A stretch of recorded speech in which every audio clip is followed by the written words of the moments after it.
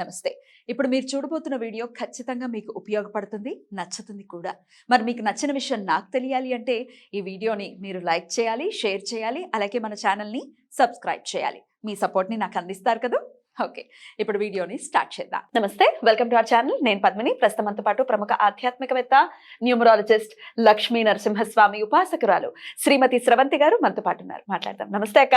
నమస్తే పద్మిని. అక్క, పురాణాల్లో కౌమారీదేవి గురించి ప్రస్తావన ఉంటుంది. అసలు ఎవరి కౌమారీదేవి, ఎలాంటి ఆరాధన చేయొచ్చు, అసలు కౌమారీదేవి ఆరాధన దేనికోసం చేస్తారో అనేది తెలుసుకోవాలనుకుంటున్నా, చెప్తారక్క? తప్పకుండా చెప్తాను పద్మిని. అంటే అమ్మవారు కుమారి రూపంలో మనకంటే ఆల్మోస్ట్ ఒక 16 సంవత్సరాల కంటే కూడా కొంచెం చిన్నగా అనుకోవచ్చు. అంటే 12 సంవత్సరాల నుంచి 16 సంవత్సరాల లోపల కుమారి అని అంటారు అనమాట అమ్మవారు. కన్య. కన్య అంటే 16 తర్వాత మళ్ళీ. కుమారి అంటే 12 నుంచి 16. బాల అంటే ఇంకా చిన్నపిల్ల, పెద్ద మనిషి అంతేనా? అంతే. అయితే ఈ కుమారి మనకి ఎక్కడ కనిపిస్తుంది కౌమారి దేవి ప్రస్తావన అంటే ఎక్కువగా సప్తమాతృకల్లో కనిపిస్తుంది అమ్మవారు. అంటే ఇంకా కౌమారి దేవి మనకి ఏ శక్తి అని అంటే సుబ్రహ్మణ్యేశ్వర స్వామి శక్తిగా, సుబ్రహ్మణ్యేశ్వర స్వామి శక్తిగా, అంటే ఆయనకి తల్లిగా కూడా మనము భావించవచ్చు అనమాట. అంటే సుబ్రహ్మణ్యేశ్వర స్వామిని కుమారుడు అని కూడా అంటారు. అలాగే కౌమారీదేవి అంటే కుమారీదేవి అన్నమాట. కాబట్టి అమ్మవారిని మనము ఎప్పుడు పూజించాలి అని అనుకుంటే, మన దగ్గర ఎటువంటి ఒక సమస్య ఉంది, ఆలోచన అనేది మనకి ఏం చేస్తే పని అవుతుంది అనేది మనకు అర్థం కావట్లా. ఒక 4-5 ఆలోచనలు ఉన్నాయనుకో ఒక పని మీద, 4-5 ఆలోచనలు కన్ఫ్యూజ్ చేస్తూ ఉన్నాయి మనకి. ఏది చేస్తే అవుతుంది అనేది మనకి తెలియడంలా. అలాంటప్పుడు అమ్మవారిని ఆరాధిస్తే కనుక ఎలా మనకి సాల్వ్ అవుతుంది ప్రాబ్లం అనేది మనకి స్ఫురణకి తప్పకుండా అమ్మవారు కలుగజేస్తారనమాట.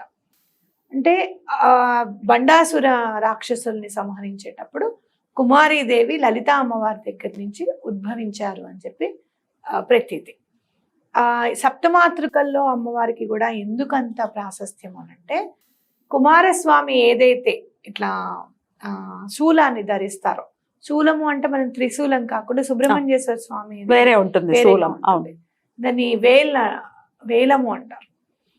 అందుకే వట్రివేలని కూడా స్వామిని కొలుస్తాం, వేలము అంటారు. ఆ వేలం అనేది చాలా వెరైటీగా ఉంటుంది, చూసావా? అదే సేమ్ సుబ్రహ్మణ్యేశ్వర స్వామి ఏదైతే ధరిస్తారో కౌమారీదేవి కూడా అదే ధరిస్తారనమాట. ఆ ఆయుధాన్ని ధరిస్తారు. ఎవరైతే పిల్లల కోసం చూస్తున్నారు, అంటే అబార్షన్స్ అవుతున్నాయి, సడన్ గా అబార్షన్ అయిపోతూ ఉంటుంది, 3 months 5th month వస్తూనే అబార్షన్ అవుతుంటుంది, అలాంటి వాళ్ళు కౌమారీదేవిని అమ్మవారిని పూజించాలి. అటు ఆరోగ్యానికి కానీ, ఆర్థికంగా ఏమన్నా ఇబ్బందులు ఉంటే కూడా, లేదు కుజుడు ఏమన్నా కనుక ఇబ్బంది పెడుతున్నాడు, రాహుకేతువులు ఏమన్నా ఇబ్బంది పెడుతున్నాయి జాతకంలో అంటే కూడా కౌమారీదేవిని పూజిస్తే ఆ గ్రహ దోషాలన్నీ కూడా తొలగిపోతాయి అని మనం ఖచ్చితంగా చెప్పుకోవచ్చు. అయితే ఈవిడికి చాలా ఇష్టమైనది బెల్లం పరమాణం.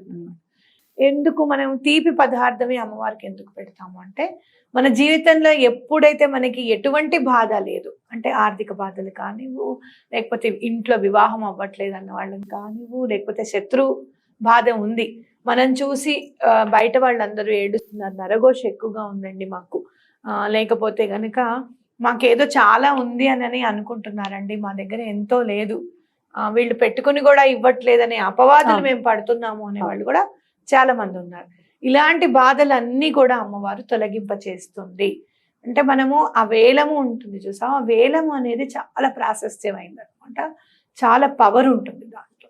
కాబట్టి బండాసురుణ్ణే సంహరించింది అమ్మవారు అంటే, మన ఈతి బాధలు కానివ్వు, ఈ శత్రునాశనం కానివ్వు, ఏదైనా కూడా అమ్మవారిని పూజిస్తే తప్పకుండా ఈ బాధలన్నీ తొలగిపోతాయని మనం ఖచ్చితంగా చెప్పుకోవచ్చు అనమాట. అద్భుతం. పూజించడం అంటే ఎలా అక్క? ఫోటో పెట్టుకోవాలా?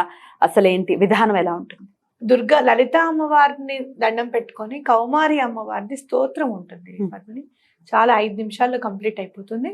తప్పకుండా అది చదువుకోవడము. అలాగే నువ్వులు అన్నం, చిమ్మిరి అంటారు చూసి, మనం నువ్వుల అన్నం పెట్టచ్చు, చిమ్మిరి కూడా, నువ్వులును బెల్లం కలిపి నైవేద్యం పెడతాను చూసావా, అది. బియ్య పిండితో చేసినవి ఏమైనా కూడా పెట్టడం చాలా ప్రాశస్త్యం. అయితే అమ్మవారికి ఎవరికైనా కూడా వేడిగా నైవేద్యం పెట్టవద్దు. ఈ అమ్మవారికి అయితే కొంచెం బాగా చల్లారిన తర్వాత నైవేద్యం అనేది పెట్టాలి. వేడిగా పెట్టకూడదా? వేడిగా పెట్టకూడదు అసలు ఎవ్వరికి. సుబ్రహ్మణ్యేశ్వర స్వామికి అయితే వేడి అనేది తగలకూడదు ఎటువంటి పరిస్థితుల్లో. చాలా గోరువెచ్చగా ఉన్నప్పుడు పెట్టాలి. మనం దీపం అది పెట్టేటప్పుడు కూడా స్వామికి దగ్గరగా పెట్టకుండా, నాగశిలలకి, అందులో మనం నాగశిలలకి వెళ్ళి పూజ చేస్తూ ఉంటాం. చాలా మంది దీపాలు అగరబత్తులు దగ్గరికి పెట్టేస్తూ ఉంటారు. అది చాలా పొరపాటు. అంటే అక్కడ స్వామి ఉన్నారనుకుని కదా మనం చేసేది.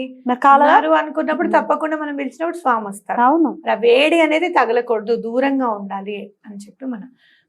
ఇంకోటి ఏంటంటే తేనె నైవేద్యం పెడితే కూడా చాలా మంచిది.